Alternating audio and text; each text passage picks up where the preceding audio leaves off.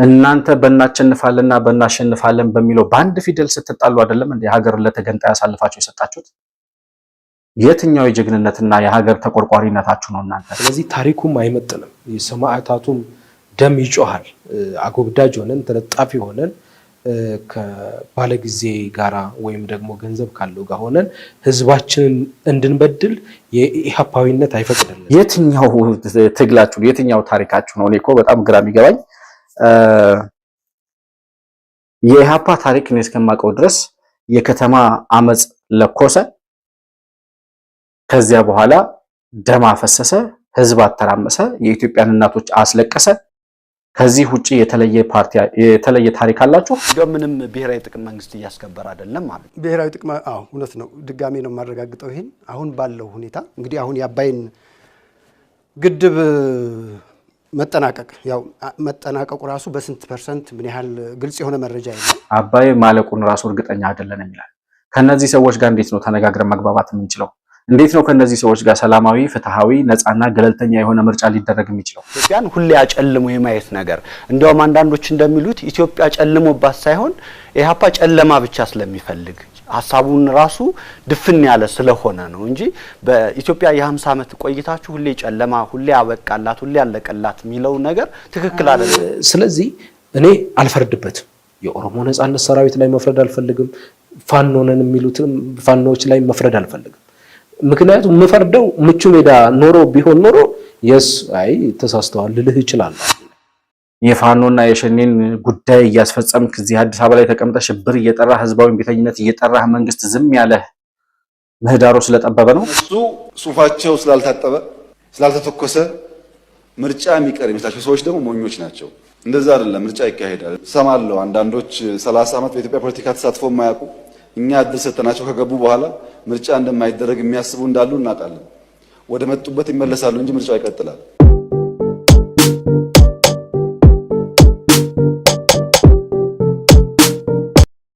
ሰላም ለእናንተ ይሁን።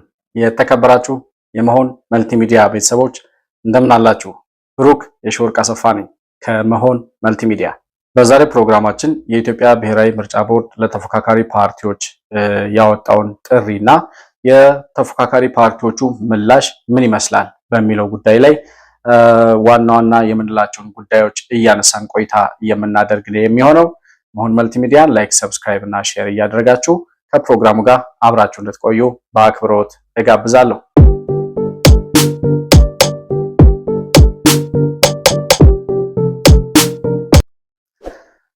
እንግዲህ ዘንድሮ 2018 ዓመተ ምህረት የሚካሄደው 7ኛው ብሔራዊ ምርጫ ይጠበቃል። ብሔራዊ ምርጫ ቦርድ 7ኛው ሀገራዊ ምርጫ ይለዋል። እኔ ግን 2ኛው ሀገራዊ ምርጫ ነው የምለው። እኔ ያየሁት በኢትዮጵያ ታሪክም እንደተከታተልኩት ትክክለኛ ምርጫ ያየነው ባለፈው 2013 ዓመተ ምህረት ዶክተር አብይ ከመጣ በኋላ የተደረገውን ምርጫ ስለሆነ ዘንድሮ የሚካሄደው ምርጫ ለኔ በኢትዮጵያ ታሪክ 2ኛው ፍትሃዊ፣ ዲሞክራሲያዊና ግልጽ የሆነ ምርጫ ይሆናል ብዬ እጠብቃለሁ። ስለዚህ ብሔራዊ ምርጫ ቦርድ በሚለው 7ኛው ምርጫ ሀገራዊ ምርጫ፣ እኛ በመንለው ደግሞ 2ኛው ሀገራዊ ምርጫ የሚካሄደው በዚህ ዓመት እንደሆነ ይታወቃል። ከዛው ጋር ተያይዞ እንግዲህ ከህዳር 8 እስከ ህዳር 30 ድረስ የተፎካካሪ ፓርቲዎች ለምርጫ የሚወዳደሩ እጩዎቻችሁን እንድታሳውቁ ብሎ ጥሪ አቅርቧል ለተፎካካሪ ፓርቲዎች። የተፎካካሪ ፓርቲዎቹ ከዚህም በፊት 10 ፓርቲዎች የሚሆኑ ፓርቲዎች በጋራ በመሆን ያወጡት መግለጫ ነበር። ህዳር 3 ቀን 2018 ዓ.ም ተሰብስበው ወደ 10 የሚሆኑ ፓርቲዎች በጋራ በመሆን ያወጡት መግለጫ ነበር። እዛ ላይ በዘንድሮ ምርጫ ለመሳተፍ ማሟላት አለባቸው ያሏቸውን 7 ቅድመ ሁኔታዎች አስቀምጠው ነበረ። እነዛን 7 ቅድመ ሁኔታዎች ያስቀምጧቸውን እነሱን መዘርዘር አልፈልግም አሁን ማለት እሱ አይደለም አጀንዳዬ። ግን 7 ቅድመ ሁኔታዎችን አስቀምጠው ነበር። በትላንትናው ዕለት ደግሞ ቅንጅት የሚባለው አዲሱ ቅንጅት ማለት ነው አማራ ጊዮናዊ ንቅናቄ፣ ኢሃፓ፣ መኢአድ ምናምን የሚባሉ ድርጅቶች የተሳተፉበት ቅንጅት የሚባል ቡድን ወይም ህብረት እንደተፈጠረ እናስታውሳለን። ባለፉት 2-3 ወራት ውስጥ ማለት ነው። እነሱ ደግሞ በትላንትናው ዕለት በግላቸው መግለጫ አውጥተዋል። ብሔራዊ ምርጫ ቦርድ ያቀረበውን ጥሪ አስመልክቶ ያወጡት መግለጫ 3 ዋና ዋና ነጥቦችን ይዟል። በመጀመሪያ ጦርነት መቆም አለበት ይላሉ። የታሰሩ የፖለቲካ እስረኞች መፈታት አለባቸው ይላሉ። እንዲሁም ከዛው ጋር ተያይዞ የሚዲያ ባለሙያዎች፣ ጋዜጠኞች፣ በየእስር ቤቱ የታጎሩ የሚዲያ ባለሙያዎችና ፖለቲከኞች ካልተፈቱ በስተቀር ወደ ምርጫ እንቅስቃሴ አንገባም፣ አቋማችንን በቀጣይ የምናሳውቅ ይሆናል ብለው መግለጫ አውጥተዋል። በዋናነት እንግዲህ ሊቀመንበሩም የነዚህ የቅንጅት የሚባለው ህብረት ሊቀመንበሩ የኢሃፓ ሊቀመንበር ነው። ይሄንን ቡድኑን በዋናነት በሊቀመንበርነት የሚመራው ማለት ነው። እንደ ማሳያ ይሆናል ብዬ ስላሰብ ኢሃፓ የሚባለው ፓርቲ እየሄደበት ያለው መንገድ መመልከት የሁሉንም የአብዛኛውን ፓርቲዎች በተለይ እነዚህ 10 ፓርቲዎች ባለፈው መግለጫ ያወጡት እንዲሁም ደግሞ 4ቱ ቅንጅት የሚባለው ፓርቲ ውስጥ ያሉትን ማየትና ማንነታቸውን መገምገምና መቃኘት ስለሚያስችል የኢሃፓን አካሄድ ለማየት መርጠናል ዛሬ። ኢሃፓ የሚባለው ፓርቲ እንግዲህ ታሪካዊ ነኝ ይላል።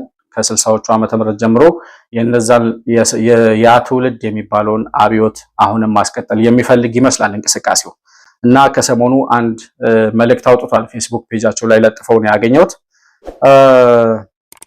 በጀግንነት ለህዝቡ ሲታገል የኖረው ኢሃፓ ይላል ገና ሲጀምር ይሄ መልእክት። ይህ መልእክት በዋናነት የሚተላለፈው ለኢሃፓ ወጣት ክንፍ ነው። ኢሃፓን ወጣቱ ትውልድ ወርሶታልና ፍሬውን ህዝብ እየጠበቀ ነው። ትናንት ከገዢዎች አፍንጫ ስር ከተማውን ጫካ አድርገው በነፍጥ የተነጋገሩ ጀግኖች የማይደፈር የመሰለውን የደፈሩ ጀግኖች ናቸው። አርበኞቹን ጊንጥና እባብ ተስቦ ነብርና አንበሳ ደግሞ ዘሎ ሊያጠፋቸው ከጠላት ጋር ተባብሮባቸው ነበር። ኢሃፓዎች ግን የሚሳሱለት ዓላማ እንጂ የሚሳሱለት ነፍስ አልነበረምና ለእልቆቢስ መከራ አልተሸነፉም። ኢሃፓ እስከ ቅርብ ዓመታት ድረስ በአስተዋይና አንጋፋ ፖለቲከኞች ስር ሆኖ ሀገርን ለማዳን ያለመታከት ሲሰራ ቆይቷል። ኢሃፓ አዲሱ ትውልድ ወርሶታል እናም ፍሬውን እየጠበቀ ነው ይላል። አዲሱ ትውልድ ማለት ነው እንግዲህ የኢሃፓን ፍሬ የሚጠብቀው አዲሱ ትውልድ ማለት ነው። ሰምታችኋል ወይ? አዲሶቹ ትውልዶች፣ የአዲሱ ትውልድ አባላት፣ የኛ ትውልድ ማለት ነው። ያ ትውልድ የላከላችሁን መልእክት ሰምታችኋል ወይ? ፍሬውን እየጠበቃችሁ ነው ወይ የኢሃፓን? እነሱ እንደሚሉት በእርግጠኝነት ነው የተናገሩ ያሉትና ይሄንን እየጠበቀ ነው ወይ አዲሱ ትውልድ የኢሃፓን ፍሬ የሚል ጥያቄ ለትውልዱ መጠየቅ እፈልጋለሁ በመጀመሪያ። ሁለተኛ ትናንት ከተማውን ጫካ አድርገው በነፍጥ የተነጋገሩ ጀግኖች ይላል።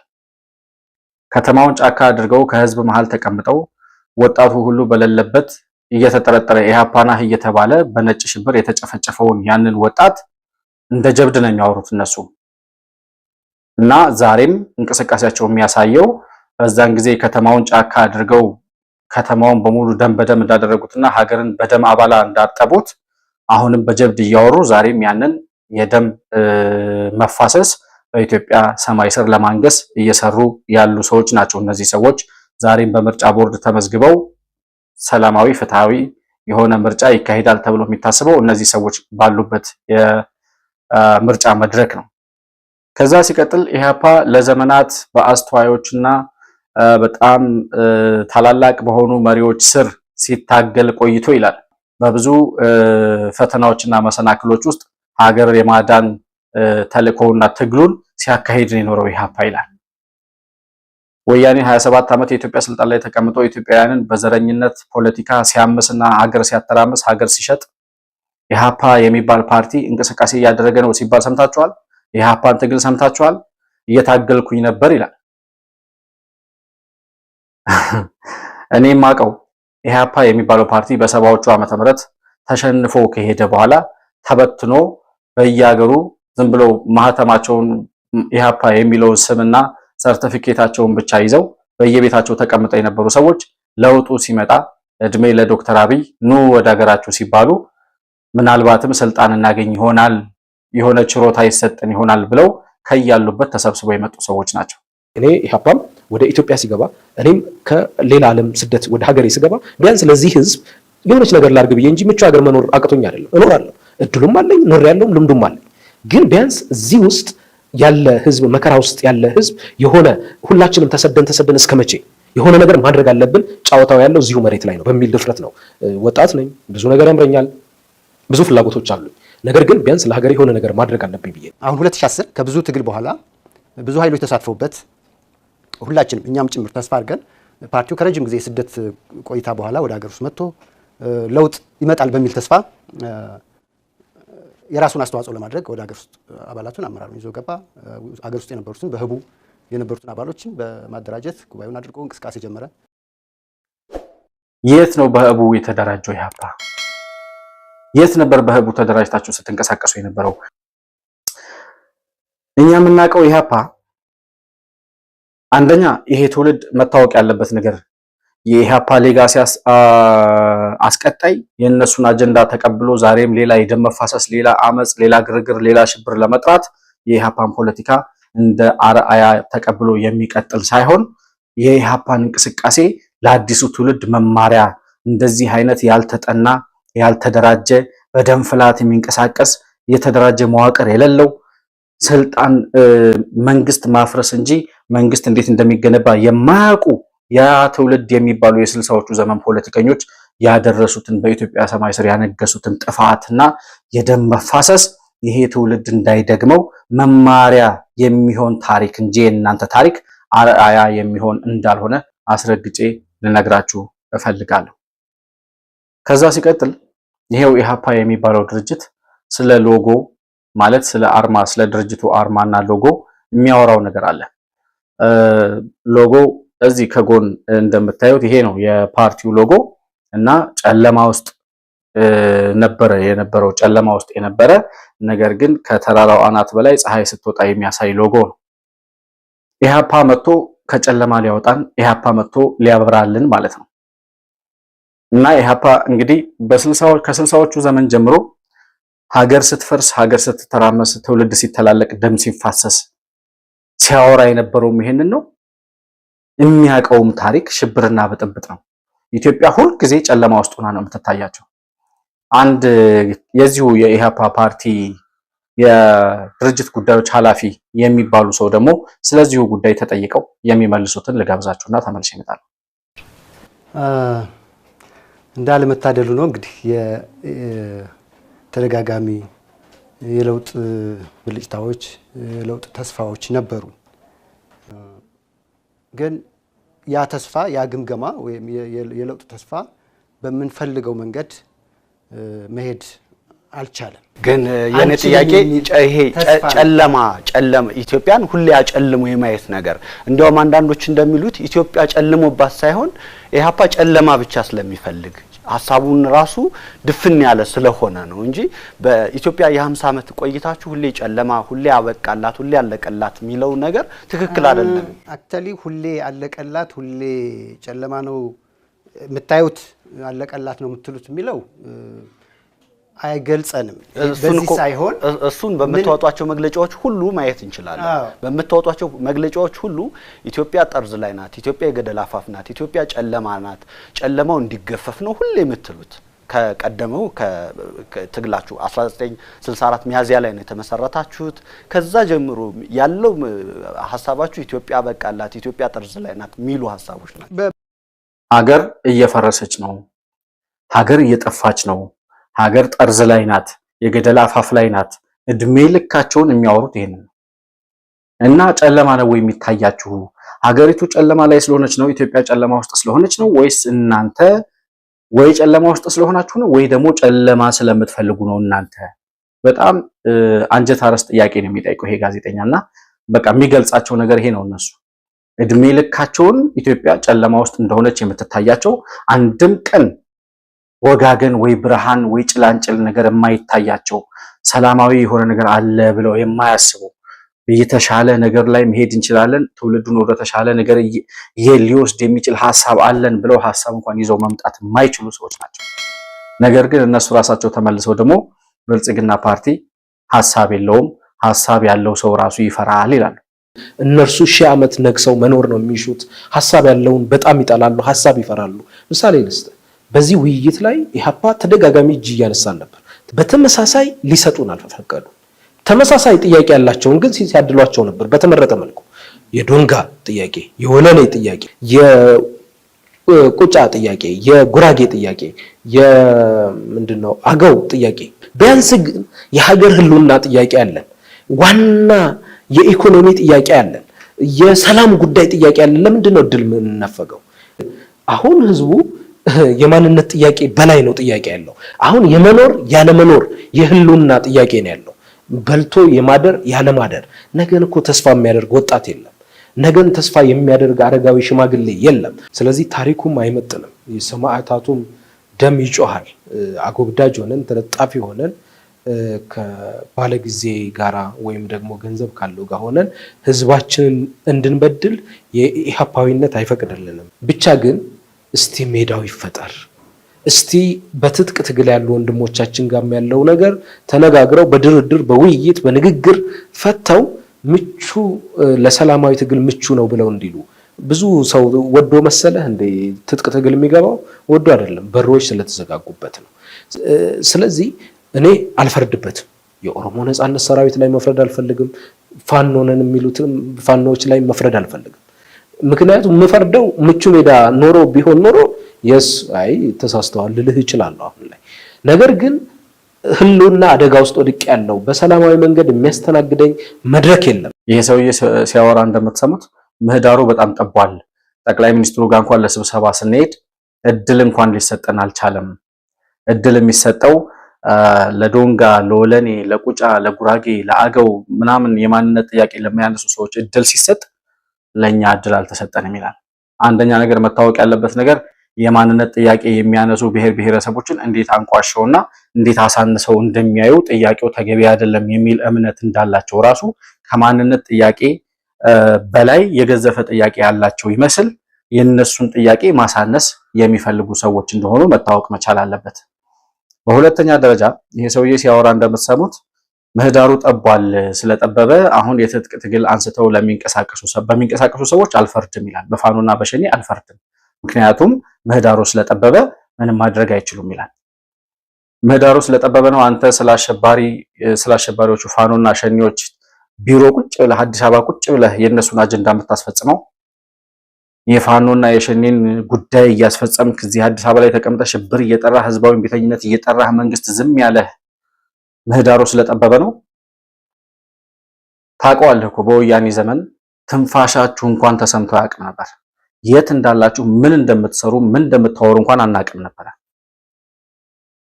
ስለዚህ አሁን እንደፈለጋችሁ እየፈነጫችሁ በምትኖሩበት ይህን ሁሉ የሽብርና የወንጀል ፖለቲካ እየሰራችሁ በህጋዊነት መዝግቦ እናንተን ፓርቲዎች ናችሁ ብሎ አስቀምጦ እየሰራ ያለ መንግስት ባለበት ሀገር ምህዳሩ ስለጠበበ ታጣቂዎችን አበረታታለሁ ይላል። አንተ ስለምታበረታታ አንተ ስለደገፍ ስላልደገፍክ የምታመጣው ነገር ላይኖር ይችላል። ነገር ግን ማንነታቸውን እንደዚህ እየተገለጠ ለህዝብ እንዲታይ ስለምፈልግ ነው። መሆንም ያለበት እሱ ስለሆነ ከዛ ሲቀጥል እኛ እንደ ተለጣፊ የምንታይ አጃቢ የምንሆን ምናምን ሰዎች አይደለንም። ኢህአፓ ታሪኩም አይፈቅድም ይላል እና ተለጣፊ ሆነን የህዝባችንን ጥቅም ሳናነሳ ከመንግስት ጋር ተለጣፊ ነን ወይ አጃቢ ሆነን ብንኖር እነዛ ያ ትውልድ በሚባለው ትውልድ የተጨፈጨፉትና ያለቁት ንጹሃን ወይም ደግሞ እነዛ ያለቁት የኢህአፓ ታጋዮች ደማቸው ይወቅሰናል። የትኛው ትግላችሁ የትኛው ታሪካችሁ ነው? እኔ እኮ በጣም ግራ የሚገባኝ የኢህአፓ ታሪክ እኔ እስከማውቀው ድረስ የከተማ አመጽ ለኮሰ፣ ከዚያ በኋላ ደም አፈሰሰ፣ ህዝብ አተራመሰ፣ የኢትዮጵያን እናቶች አስለቀሰ። ከዚያ በኋላ የከተማው ትግል አላዋጣ ሲል ግማሾቹ ወደ አሲምባ ተራራ ለትግል ሄዱ፣ ወደ ትግራይ። አሲምባ ላይ ሄዶ የመሸገውን ወያኔና ሻዕቢያ ተባብረው አጠፉት። ከተማ ላይ የነበረውን ደግሞ ደርግ ደመሰሰው። ያለቀው ወጣት አልቆ ደም ፈሶ እናት ማቅ ለብሳ ደም እንዲፋሰስ ምክንያት የሆነ ፓርቲ ነው። ከዚህ ውጪ የተለየ ታሪክ አላችሁ? ከዚያ በኋላ የተበተነው ተበትኖ በተለያዩ ሀገራት ይኖራሉ። መሸነፋቸውንም የምናውቀው ከ70ዎቹ ዓመተ ምህረት ጀምሮ ነው። ኢህአፓ የሚባል ፓርቲ ተሸናፊ እንጂ አሸናፊ ሆኖ አይተነው አናውቅም። ይሄ ታሪክ ባለበት የሌለ ካባ ለመልበስ የሌለ የጀግንነት ሲታገሉ እንደኖሩ አሸባሪና ገዳይ የሆነ መንግስት በነበረበት መናገር በማይቻልበት መናገር አይደለም መተንፈስ በማይቻልበት ዘመን አንድ ቃል ሲናገሩ ሰምተናቸው ማናቃቸው ሰዎች ራሳቸውን እንደ ታጋይ ሊያቀርቡ ሲፈልጉ ኖ ማንነታችሁ እሱ አይደለም የምናቃችሁ እኛ ደም አፍሰሳችሁ ወጣት አስጨረሳችሁ ከሀገር ሸሽታችሁ መሄዳችሁን ነው እንጂ ስለ ኢትዮጵያ ዋጋ ስትከፍሉም አናቅምኛ። በተሳሳተ ርዕዮተ ዓለም የሶሻሊዝም እና የኮሙኒዝም አብዮት የምዕራባውያንን አብዮት በኢትዮጵያ ሰማይ ስር ለማንገስ ከኢትዮጵያውያን ህልውና ከኢትዮጵያውያን ሰብዕና ከኢትዮጵያውያን ባህላዊና ፖለቲካዊ ማንነት ጋር የማይዋሃድና የማይገናኝ አስተሳሰብ ይዛችሁ መጣችሁ ያንን የምዕራቡን ዓለም ርዕዮተ ዓለም እዚህ ኢትዮጵያ ውስጥ ለማንገስ ስትሞክሩ ባልተጠና አደረጃጀት ባልተጠና ፖለቲካ ባልተዘጋጀ አደረጃጀት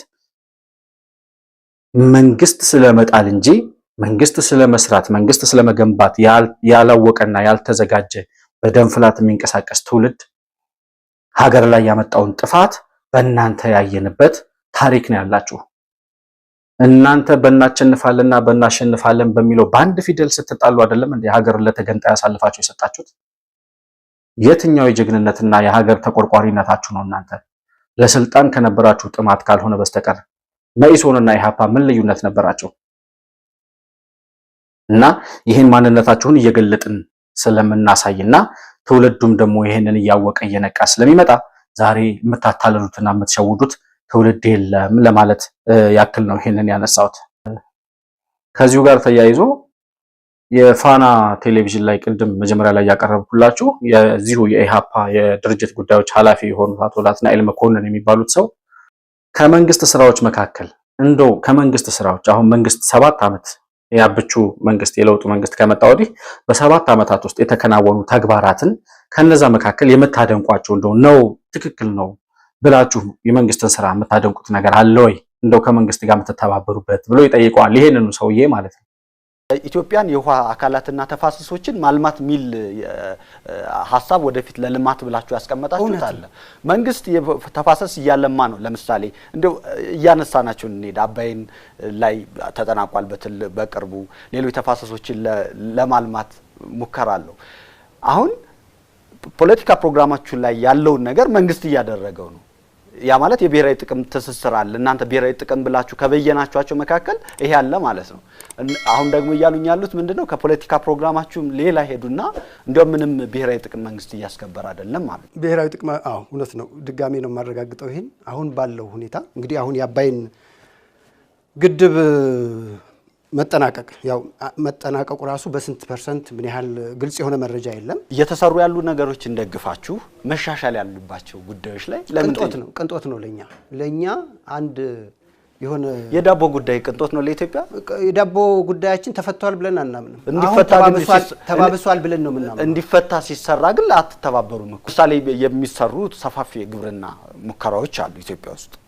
እርሱን እኮ የብሔራዊ ጥቅም አይደለም ብለው እየሰራ አይደለም ወደሚል ድምዳሜ ሄዱ። አሁን እኔ ምንም መረጃ የለኝም። ሰፋፊ የኢኮኖሚ ችግራችን ኢትዮጵያ ውስጥ አይደለም እንዴ ያሉት የኢኮኖሚ ችግራችን ሊፈቱ የሚችሉ ፕሮጀክቶችን እያየሁ አይደለም። አንደኛ የህዝባችን ብሔራዊ ጥቅም አልተመለሰም ይላል ሰውየው። ብሔራዊ ጥቅም ምን ማለት እንደሆነ ራሱ ግራ እስከሚገባን ድረስ ማለት ነው። በጣም አስገራሚው ነገር አባይ ማለቁን ራሱ እርግጠኛ አይደለሁም ይላል። አባይ ማለቁን ከሚጠራጠር ሰውዬ ጋር አባይን ጨርሷል።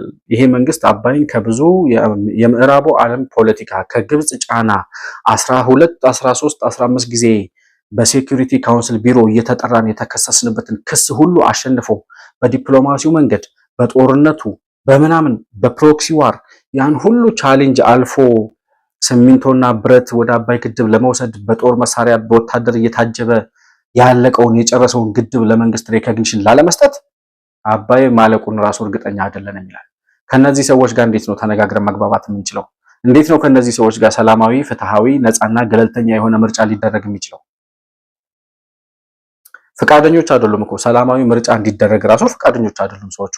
ገና ከወዲሁ ሽብር ለመጥራት ያለቀውን በአይናችን የምናየውን ነገር ሁሉ እየተቃወሙ ነው። ኮሪደር ቅንጦት ነው አለ። የዳቦ ጥያቄም ቅንጦት ነው። የህዝቡን በእርሻ ላይ በግብርና ላይ የሚሰሩ የህዝቡን የዳቦ ጥያቄ ለመመለስ የሚሰሩ ስራዎች አሉ። እነሱን ሳታደንቅም ወይ ይለዋል።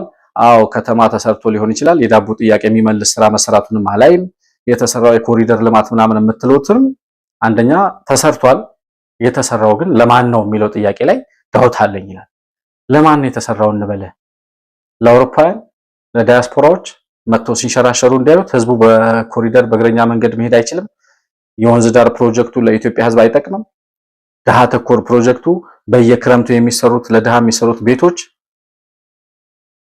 መንግስት በተለያየ ጊዜ ኮንዶሚኒየሞችን አፓርታማዎችን እየሰራ በድህነት በወንዝ ዳር ሊፈርስ በደረሰ ቤት ውስጥ ይኖሩ የነበሩ ድሆችን የኮንዶሚኒየም ባለቤት አድርጎ ያስቀመጠ መንግስት በስነ ስርዓት እየታየ ዓለም በሚያየው ፖለቲካ ድሃ ተኮር አይደለም ወይም ደግሞ ለህዝብ የሚጠቅም ስራ አልተሰራም ይላሉ። ምንም ነገር ነው የማይጠማቸው። ምንም የተሰራ ነገር የለም ነው የሚለው። ምንም የተሰራ ነገር የለም የሚል ሰው በ7 ዓመት ውስጥ ይሄ ሁሉ ልማት ይሄ ሁሉ ፕሮጀክት በቱሪዝም በወታደር በመከላከያ ሰራዊቱ በደህንነት በከተማ ልማት በተለያየ መንገድ የተገኘውን ልማት በኢኮኖሚ ዘርፍ የተገኘውን እምርታ ሁሉ የለም ብለው ከሚክዱ ሰዎች ጋር እንዴት ነው በሰላም ቁጭ ብለን መድረክ ላይ ልነጋገር የምንችለው? ከዛ ሲቀጥል ስለ ወደብ ጥያቄ ያነሳል። ኢህአፓ ብዙ ጊዜ ወደብ ያስፈልጋል፣ ለኢትዮጵያ ወደብ ያስፈልጋታል፣ አሰብ የኢትዮጵያ ነው በሚል ትርክቱ ይታወቃል። የፖለቲካ አጀንዳውም አንዱ ከፕሮግራማቸው መካከል አንዱ እሱ እንደሆነ ይታወቃል። እና ኢህአፓ አሰብ የኢትዮጵያ ነው ይል በነበረበት ሰዓትና አሁን መንግስት ይሄንን የአሰብ ጉዳይ ይሄንን የወደብ ጉዳይ ሀገራዊ አጀንዳ ብሔራዊ አጀንዳ አድርጎ ይዞት ሲመጣ እንዴት ግልብጥ ብለው የወደቡን ጉዳይ እንኳን እንዴት እንደሚቃወሙ ላሳያችሁና ተመልሼ እመጣለሁ። ለዚህ ቀጠና የሰላም ጉዳይ ላይ ትልቅ ሚና መኖር ሲገባት ኢትዮጵያ አንዳንድ ተገቢ ያልሆኑ እንቅስቃሴዎች ውስጥ እየገባች ነው የሚሉ ነገሮች አሉ። ስለዚህ ከዚህ ድርጊቱ የብልጽግና መንግስት የሚባለው እውነት ከሆነ በሱዳንም ላይ በሌሎችም አካባቢዎች ላይ በማንኛውም ሀገር ጉዳይ ላይ ጣልቃ እንዳይገባ ዋና የዲፕሎማሲ ጉዳይ በተለይ ከጎረቤት ሀገራት ጋር ያለንን ግንኙነት በተመለከተ የሶማሌላንድ ወደብ ጥያቄ ኪራይ ጉዳይ በተመለከተ የምንሄድበት ሂደት ህጋዊና ከጎረቤቶቻችን ጋር ወደ ግጭት የማያስገባን ሌላ እልቂት በማይወስደን ወደብ ያስፈልገናል። ኢህአፓ ለብዙ ዓመታት ኢትዮጵያ አሰብ የኢትዮጵያ ነው ብሎ ይሟገታል። አሁንም ፕሮግራም ውስጥ አለ። አሰብ የኢትዮጵያ ወደብ ነው። ኤርትራ ራሷ በፌዴሬሽን በኮንፌዴሬሽን ከኢትዮጵያ ጋር ኢኮኖሚያዊ ትስስር እንዲኖራት ነው የኛ ዓላማ። ስለዚህ ኤርትራ የኢትዮጵያ ራስ ናት ብሎ ነው ኢህአፓ የሚያምነው። አይደለም ይሄ ምስራቅ አፍሪካው በኢኮኖሚ በትስስር እንዲፈጠር ነው ምንሻው። ነገር ግን ወደ ግጭት ቀጠናው መግባት የለበትም። እናንተ ከዚህ በፊት ነገሩኝ የባህር በር ጉዳይን ኢትዮጵያ ውስጥ ማንሳት እናንተ አገዛዝ በምትሏቸው መንግስታት የተከለከለ ነበር፣ ያሳስር ነበር፣ ያስጠይቅ ነበር፣ ያሳድር ነበር አይደል? አሁን ይሄንን እናንተ የተሰደዳችሁበትን የታሰራችሁበትን ጉዳይ መንግስት አጀንዳ አድርጎ ይዞት መጣ። እናንተ በፖለቲካ ፕሮግራማችሁ ጽፋችኋል አይደለ? ሐሳቡ ሲነሳ እናንተ ብዙ እየተጎዳችሁበት ስለነበር እንዲያውም ከመንግስት ጋር በጋራ በመሆን ጉዳዩ የበለጠ ግብ እንዲደርስ ማድረግ ሲገባችሁ ገና ሐሳቡ ሲነሳ አይ እቺማ የተነሳችበት የሆነች ምክንያት አለሽ ከጀርባው ወደሚል ወይ ሞቲቭ አለ ወደሚል አይነት አረዳድ ሄዱ እንደነገሩ። ከጀርባው ብቻ አይደለም እውነት ለመናገር ፊት ለፊት የሚታዩ እንትኖች አሉ። የባህር የተነሳበት ቀጠናውን የኢትዮጵያ የባህር በር ጥያቄ ቀጠናውን ወደ ባሰ ቀውስ እንዲከት አንፈልግም። ስለዚህ መፍትሄዎቻችን ሁለቱን ህዝብ በሚጠቅም ዘላቂ ጥቅማቸውን በሚያረጋግጥና ሰላም ዘላቂ ሰላም በሚያመጣ መንገድ እንዲፈታ ነው የምንፈልገው። እርሶ የሚሉትን ለምሳሌ ጠቅላይ ሚኒስትር አብይ አህመድ በፓርላማ ብለውታል። እርሶ አሁን ያሉኝን አይደል? ለዚህ ሐሳብ እኮ ድጋፍ አልሰጣችሁም እናንተ። ሁለቱም ሰዎች የሚያወሩትን ሰምታችኋቸው ከሆነ አንደኛ ወደብ ያስፈልጋል፣ ልክ ነው፣ ለኢትዮጵያ ወደብ ያስፈልጋታል። ነገር ግን መንግስት የሚሄድበት መንገድ ትክክል አይደለም። እንዴት ነው የሚሄደው መንግስት? ወዴት ነው የሚሄደው መንግስት?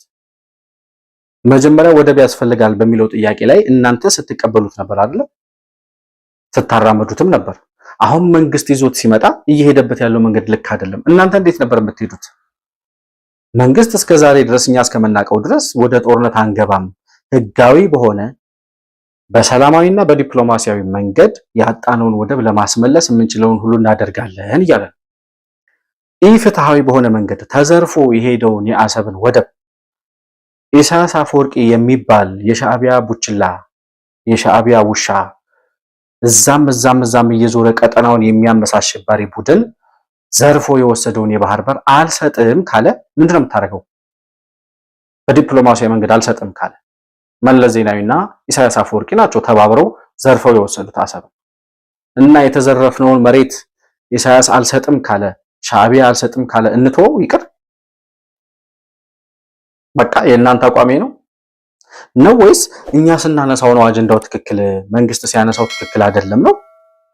እናንተ ራሳችሁ ስታራመዱት የነበረውን ሐሳብ መንግስት ይዞት ሲመጣ ለምን ትቃወማላችሁ ይሏል ጋዜጠኛው ራሱ ግራ ገብቶት። እንዴት ነው ህዝብን የሚያስቡት እነዚህ ሰዎች? ግን ወጣቱ ትውልድ እኮ ነቅቷል። አዲሱ ትውልድ በደንብ የሚመረምር በደንብ የሚያውቅ የሚጠይቅ ነው የሚሆነውን ነገር የሚያይ አንድ ኢህአፓ ነኝ እንትን ነኝ ምናምን እያለ አንድ ፓርቲ ተወካይ ወይም መሪ መጥቶ ስላወራ ሳይሆን መሬት ላይ የሆነ ያለውን ሀቅና ተግባር ለሀገሩ የሚጠቅመው ነገር ምን እንደሆነ ለይቶ ማወቅ የሚችል ትውልድ ነው ያለው። አሁን በእናሸንፋለንና በእናሸንፋለን የሚጣላና የሚጋደል ደም የሚፋሰስ ትውልድ የለም ዛሬ። በእናንተ ዘመን አልፏል እሱ እና መሬት ላይ የሚታየውን ሀቅ መንግስት እየሄደበት ያለውን መንገድ እያየን ነው። በዲፕሎማሲያዊ መንገድ ልናሸንፍ የምንችልባቸው በጣም የጠሩ የሰላማዊና ዲፕሎማሲያዊ መንገድ አካሄዶች አሉ። በእነዛ መንገድ ሄደን ወደባችን እናስመልሳለን። ያ ካልሆነ ግን ለብሔራዊ ጥቅማችን ካልሆነ የባህር በራችንን ለማስመለስ ካልሆነ ጦርነት ምን ያደርጋል? ለምንድን ነው መከላከያ ሰራዊትስ የምንገነባው? የባህር ኃይል ያቋቋም ነው ለምንድን ነው ብሏቸዋል። የብርጭቆ ውሃ ላይ ልንዋኝበት ነው ወይ? በአጠቃላይ ኢህአፓም ሆነ ከኢህአፓ ጋር አብረው ቅንጅትን የፈጠሩት አራቱ ድርጅቶች ባለፈው ህዳር 3 ቀን ተሰብስበው ቅድመ ሁኔታዎች ካልተሟሉ በስተቀር ብለው 7 ቅድመ ሁኔታ አውጥተው እነዚህ ካልተሟሉ በስተቀር በምርጫ አንሳተፍም ወይም ሰፊ የተስተካከለ ምህዳር የለም ብለው አቋማቸውን እያሳወቁ ያሉት ፓርቲዎች አካሄዳቸው አሁን የነገርኳቸውን የኢህአፓን አካሄድ የሚሄዱ ናቸው። ገና ካሁኑ ምርጫ የለም፣ ልናደርግ የምንችልበት አካሄድ የለም፣ ድርድር መደረግ አለበት፣ የሽግግር መንግስት መምጣት አለበት፣ መንግስት ከተቃዋሚዎች ጋር ከታጣቂዎቹ ጋር ተነጋግሮ ሰላም ማምጣት አለበት ይላል። የአሸባሪዎቹን ጥያቄ እዚህ መንግስት ጋር ቁጭ ብለው ፓርላማ ቁጭ ብለው የሚያስፈጽሙ ሰዎች ናቸው። የነሱ ተወካዮችና ተላላኪዎች ናቸው አዲስ አበባ ተቀምጠው የታጣቂ ቡድን የሽብርተኛ ቡድን አጀንዳ የሚያስፈጽሙ እና ለኢህአፓ እና ኢህአፓን መሰል ድርጅቶች አሁን ሰፊ ምህዳር ስለሌለ በምርጫ እንወዳደርም ለሚሉ ሰዎች የማስተላልፈው መልእክት አንደኛ አመፀኞች ናችሁ። ወያኔ ሲወድቅ ጠብቃችሁ የስልጣን ችሮታ ተመኝታችሁ ከተበታተናችሁበት ተሰብስባችሁ የመጣችሁ የስልጣን ጥመኞች እንጂ የኢትዮጵያ ጉዳይ የሚገዳችሁ የህዝብ ጉዳይ የሚያስጨንቃችሁ አይደላችሁም። የሌላችሁ ማንነት ለመላበስ አትሞክሩ። ይሄ የመጀመሪያው መልእክቴ ነው። የኖራችሁት በሽብር ነው። አሁንም እየተንቀሳቀሳችሁት ያላችሁት በሽብርና በአመጽ ለውጥ ለማምጣት ነው። ህልማችሁ የሩቅ ህልማችሁም ኢትዮጵያ ማተራመስና ማፍረስ ነው። ከዛ ያለፈ ታሪክም የላችሁም። ወደፊትም ልታረጉ የምትችሉት ነገር እንደሌለ እያረጋችሁት ያለው እንቅስቃሴ ማሳያ ነው። የብሶት ፖለቲካ ብቻ በማራገብ አሁን የአብርሃም ሃይማኖት የሚባል ሰውዬ የኑሮ ውድነት አለ፣ ህዝቡ በድህነት ነው ያለው፣ ተሰቃይቷል፣ ደሞዙ አይበቃም ምናምን። አዎ አይበቃም። የሰራተኛው ደሞዝ አይበቃም ነው። የኑሮ ውድነት አለ፣ ጦርነት አለ፣ ውጊያ አለ። አትንገረኝ፣ እሱን አውቀዋለሁኝ ይሄንን። አንተ ፓርቲ ነኝ ካልክ ለህዝብ አስባለሁ ካልክ እነዚህን ችግሮች አሁን የዘረዘርካቸውን ችግሮች እንዴት እንደምፈታ ወይም ደግሞ አንተ ብትመጣ እንዴት ልታሻግረኝ እንደምትችል ንገረኝ። ከዛ ባለፈ ያሉትን ችግሮች አትንገረኝ። መንግስት እነዛን ችግሮች እንዴት ሊፈታ እየሄደ እንደሆነ እያየን ነው። የተለያዩ እንቅስቃሴዎችን እርምጃዎችን እየወሰደ ነው። አሸባሪ ሆኖ ታጥቆ ምንም አይነት ጥያቄ ሳይኖረው 4 ኪሎን ካልሰጣችሁኝ አልደራደርም የሚል ታጣቂ አሸባሪ ቡድን ጋር ግን መንግስት አይደራደርም። 4 ኪሎን ሰጥቶ አይደራደርም። ይሄ መታወቅ አለበት። እነዛን ይደመስሳል። ነገር ግን አሁን በዚህ ምክንያት ምርጫ ላይደረግ ይችላል ብላችሁ የሽብርና የአመጽ እንቅስቃሴ ላይ ያላችሁ የፖለቲካ ፓርቲዎች አብቹ የላከላችሁ መልእክት አለ። ባለፈው ያልሰማችሁት ከሆነ አሁን ደግሜ ላሰማችሁ። እነሱ ሱፋቸው ስላልታጠበ ስላልተተኮሰ ምርጫ የሚቀር የሚመስላቸው ሰዎች ደግሞ ሞኞች ናቸው። እንደዛ አይደለም። ምርጫ ይካሄዳል። ሰማለሁ አንዳንዶች 30 ዓመት በኢትዮጵያ ፖለቲካ ተሳትፎ የማያውቁ እኛ እድል ሰጠናቸው ከገቡ በኋላ ምርጫ እንደማይደረግ የሚያስቡ እንዳሉ እናውቃለን። ወደ መጡበት ይመለሳሉ እንጂ ምርጫው ይቀጥላል። ኢትዮጵያ ትቀጥላለች ማለት ነው። ይንጠባጠባል፣ እኛ እንቀጥላለን። ለመቀጠል ደግሞ የማንም ይሁንታ አያስፈልገንም። በቂ አቅም አለን። እንትን ቦታ ወረዳ ላይ 3 ሽፍታ ስላለ ምርጫ አይካሄድም። እዛ ቦታ ኤርትራ ምርጫ ባይደረግ እያለች ስለሆነ ምርጫ አይደረግም ምናምን ብሎ የሚያስቡ ሰዎች አሉ። ምርጫ ይደረጋል እና ምርጫ ሳይደረግ ቀርቶ በማግስቱ ለጅትሜት ያለ መንግስት የሽግግር መንግስት እንላለን ብለው የሚቃዡ ቅዠታሞች አሉ። ግን እንደዛ አይደለም። ምርጫ ይካሄዳል። ጊዜ እንዳያመልጣችሁ ተዘጋጁና ተወዳደሩ። ምርጫ ለማድረግ እንኳን ዘንድሮ ባለፈው ምርጫ አካሄደናል እኮ እየተዋጋን እንኳን በባለፈው ምርጫ በ92 እኮ ኤርትራ ጋር እየተዋጋ ምርጫ አካሄደናል። እና ምን ለምርጫ ደግሞ ይሄ ሁሉ ልማትም ያለማ መንግስት አሁን ለምርጫ ይቸገራል። እና እንደዛ አታስቡ፣ አትሞኙ፣ አትሸወዱ። ጠንከር ብላችሁ ወደ ምርጫ ግቡ። ደግሞ እንድታሸንፉ እንዲቀናችሁም ደግሞ ምኞቴ ነው። እናንተ ሱፋችሁ ስላልተተኮሰ ሸሚዛችሁ ስላልታጠበ የእናቴ መቀነት አደናቀፈኝ እያላችሁ ሰላም ባለበት ሀገር ጨለማ እያወራችሁ ኢትዮጵያ ብርሃን እያየች እየበራላት ወደ ተሻለ መንገድ እየሄደች ያለችውን ሀገር ጠርዝ ላይ ናት፣ ልትሞት ነው፣ ልትፈርስ ነው፣ ልትጠፉ ነው እያላችሁ ሽብርና ግርግር እየነዛችሁ የህዝብን ብሶት በማራገብ ለውጥ እናመጣለን ብለህ የምታስብ ከሆነ እናንተ ወደ መጣችሁበት ትመለሳላችሁ እንጂ ምርጫው ይደረጋል ብላችኋል። ይሄው ነው 4 ነጥብ። እኛም የምናሰምርበት ይሄንን ነው። እያየን ነው እንቅስቃሴያችሁን፣ እያየን ነው አካሄዳችሁን። እናንተ እያላችሁ ሰላማዊ የሆነ እናንተ አሁን በምትሄዱበት አካሄድ ሰላማዊ የሆነ ፖለቲካ ምርጫ ውስጥ ገብታችሁ ሐሳብ ሽጣችሁ እንወዳደር እንችላለን ብላችሁ የምታስቡ ሰዎች አይደላችሁም። ሐሳብ የላችሁም። የነጠፋችሁ የነቀዛችሁና የነተባችሁ ሰዎች ናችሁ። ስለዚህ እናንተ በሰላማዊ ትግል ፖለቲካ መድረክ ውስጥ ትገባላችሁ ተብሎ ስለማይታሰብ እናንተን የሆነ ማቆያ ውስጥ አቆይቶ ወይም ደግሞ ወደ መጣችሁበት እንድትመለሱ አድርጎ ኢትዮጵያ በሰላም የጀመረችውን የልማትና የእድገት ጉዞዋን እንድትቀጥል ማድረግ የመንግስትም የህዝብም ኃላፊነት ነው ብዬ አስባለሁ። ለዛሬ የነበረኝ ፕሮግራም ይሄንን ይመስላል። መሆን መልቲሚዲያን ላይክ፣ ሰብስክራይብ እና ሼር ማድረጋችሁን አትርሱ። በሱፐር ቻት እና በሱፐር ስቲከር እንዲሁም ከታች በምናስቀምጠው የንግድ ባንክ አካውንት ድጋፍ ልታደርጉልን እንደምትችሉ ለማስታወስ እወዳለሁ። ከፕሮግራሙ ጋር አብራችሁ ስለቆያችሁ እጅግ በጣም አድርጌ አመሰግናለሁ። በሌላ ፕሮግራም እስከምንገናኝ ድረስ ሰላም በያላችሁበት ለእናንተ ይሁን።